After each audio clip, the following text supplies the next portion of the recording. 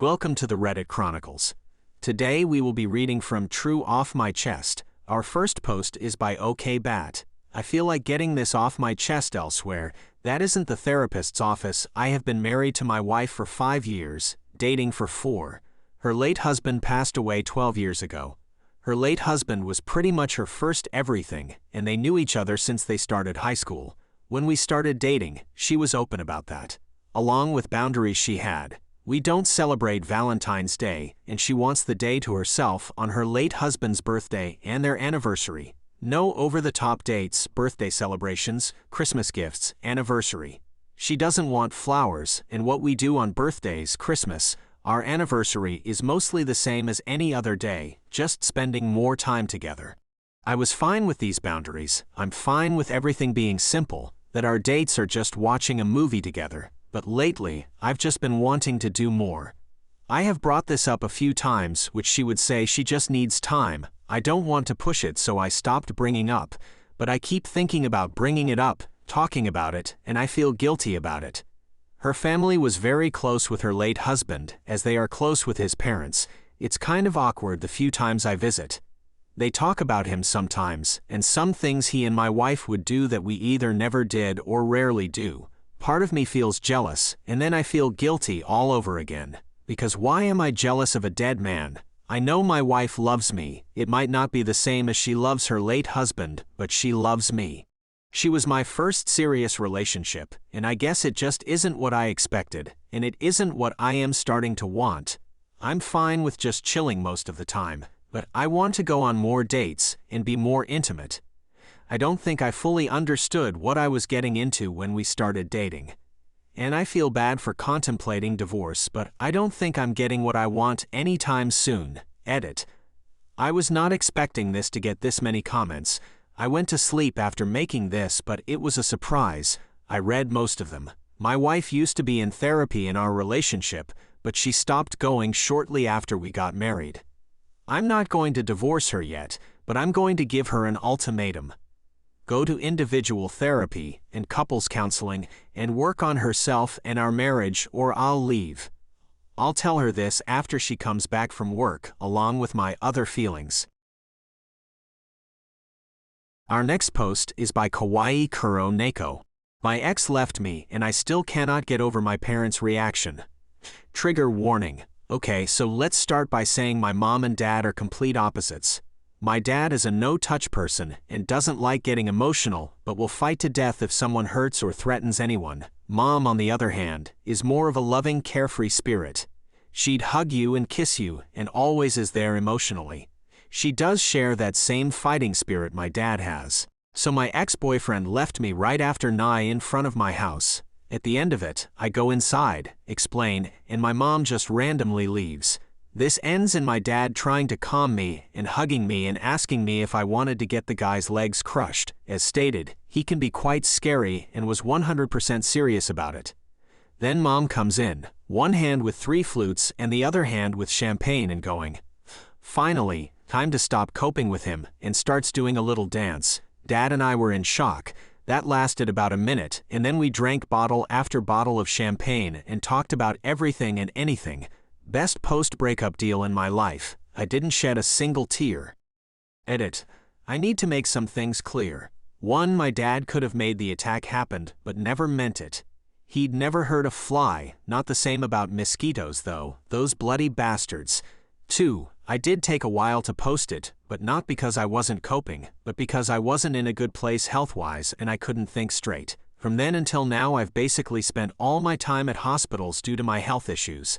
I was on a lot of meds and my mind was clouded to the point of not being able to form sentences. 3. The reason my ex left me, and I quote, "You are the most selfish person. You are always at hospitals or sick, and I have to go see you because you can't drive, due to meds, and both my parents drive me around a lot. I know you are faking it because you're there for important events, higher than the moon, to be able to cope with my illness. Lol, so there you have it. I was left because I'm sick." Our next post is by Micah Cookie. My brother was arrested and my mom blames me for it. About 2 years ago in January, my 23F sister, 16F, confessed to me that my brother, 21M, has SA her. She told me that he had been doing this for at least 3 years, and she didn't know what to do since she had told my mother about his behavior, and she did nothing about it. I haven't lived with my parents since I was 15, so I understand why my sister didn't trust me enough to tell me what was happening before.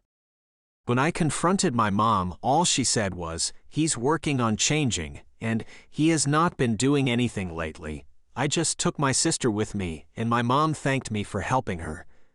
After thinking a lot, I called my mom and asked her to call the police on my brother and to kick him out of her apartment before I took my sister back.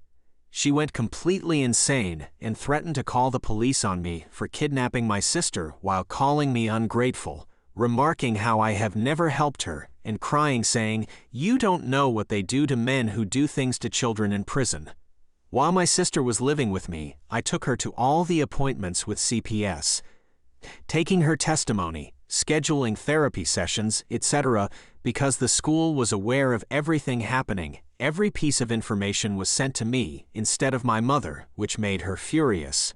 After a couple of months, my brother left the apartment and I took my sister back. After that, my mom prohibited me to be alone with my sister and wouldn't even allow me to arrive unannounced or without her permission.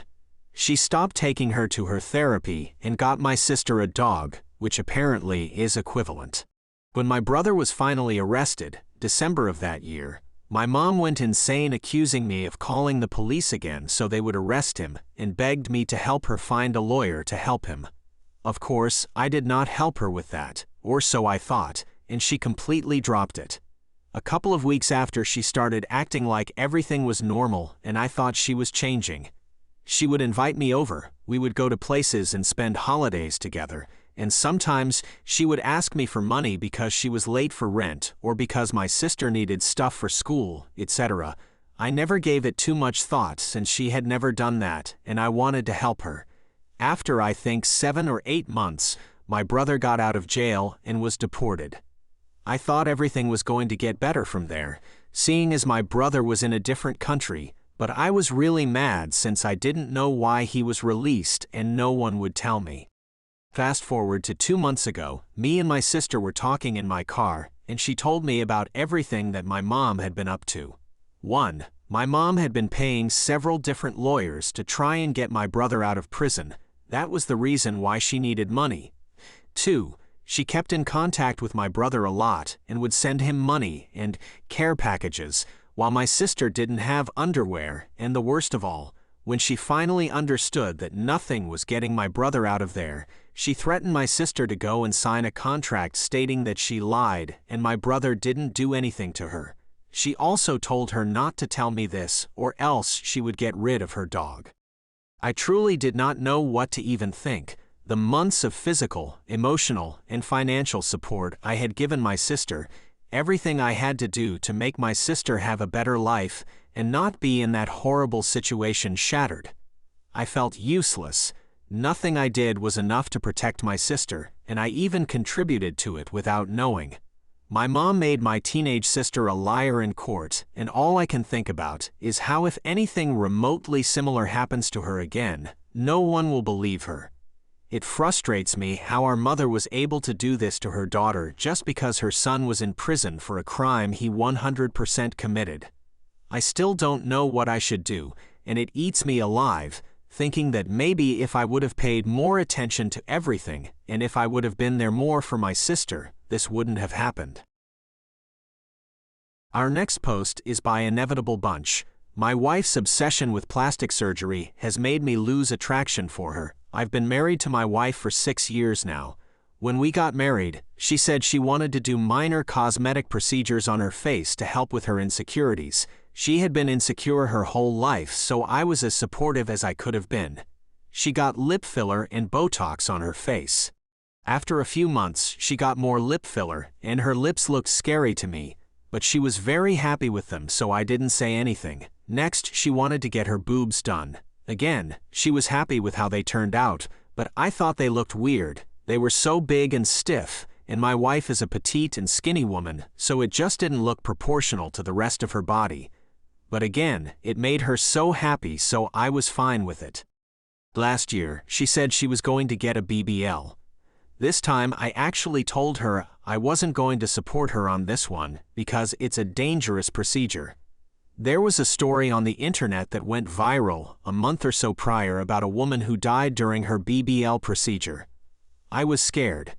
I asked her if she could see a therapy or psychiatrist about her body dysmorphia before doing this, but she refused and said it hadn't helped when she tried it before. She said she was doing it with her own money anyway, so I didn't have a say in it. I shut up and took care of her after the procedure. I was so glad she was safe and the procedure went well, but in all honesty, it was horribly done. The doctor made her hips so wide. Her thighs and waist were really small, so again, it just didn't look proportional. Now the problem is, I genuinely don't find her physically attractive anymore, and I don't know what to do about it. I want nothing more than to be madly attracted to her, as I was years ago, but everything she has done to her body makes her look slightly terrifying to me. I love her, and don't think that will change, but I hate having sex with her now. I don't enjoy it, but her sex drive has increased since the BBL, probably because she's more confident now. Meanwhile, mine has basically tanked. I thought of talking to her, but I'm not sure what good that will do besides make her feel bad. There's nothing that can be done now anyway. She's confident and happy in her body for the first time in her life, and I don't want to ruin it, so I obviously won't ever say anything to her about this. I love every other aspect of our relationship, so that's just going to have to be enough. I obviously can't say this to anyone in real life, so here I am. Just wanted to get this out.